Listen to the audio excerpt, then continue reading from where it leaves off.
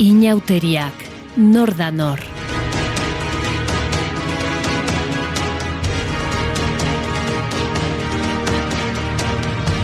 Abaltzisketako txantxoak.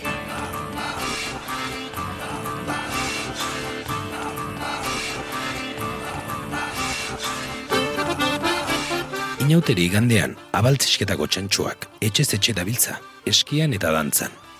Etxe bakoitzaren atarian erratza pasa eta txantxoek makila txiki deritzan makila dantza eskaintzen dute.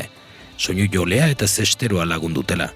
Inauteri garaian garbia eta zikinari erreferentziak ohikoak dira, eta erratza darabiltzaten mozorrak ere, hala dira, lantzeko txantxoak lekuko. Txindokiren magalean, abaltzisketan txantxoak bezala, amezketan talai dantzariak ateratzen dira eskian. Bi taldeak Larraitzeko ermitan egiten dute topo igande eguerdian.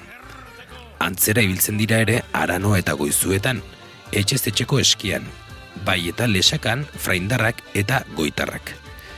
Hainbat dantza ritual eta bestelako ospakizun zenbaietan gerta moduan, tradizioaren izenean gizonezkoek hartu zuten dantza berentzat. Gizartearen bilakaeraren lekuko aldaketa iritsi da leku gehientsuenetara. Abaltzisketan 2022an lehen aldiz atera zen emakumezko bat dantzarien taldean. Dantza esparruan kopuruei erreparatuz gero emakumezkoak nagusi dira kasik denean. Alkandora eta galtza zuriak soinean, gerriko eta txapel gorriak, korbata estu bat, beste garai bateko dantzari talde baten aurrean geundekela alirudike. Txapelaren apaink eta zaindua eta soinean trabeska lotua zabal-zabal, daramatzaten zapi koloretsuengatik ez balitz.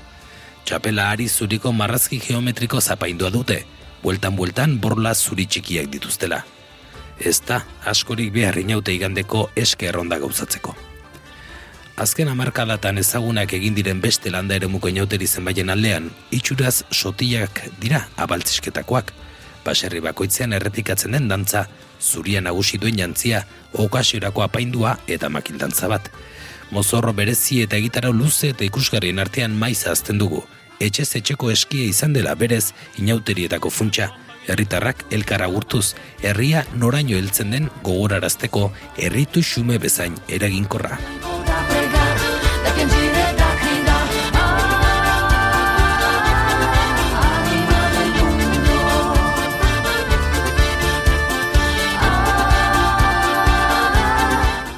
Testua, Aitzpea Leizaola. Ilustrazioak Amaia Kajer. Mediabazk eta Naiz Irratia. Euroeskualdeak lagundutako proiektua.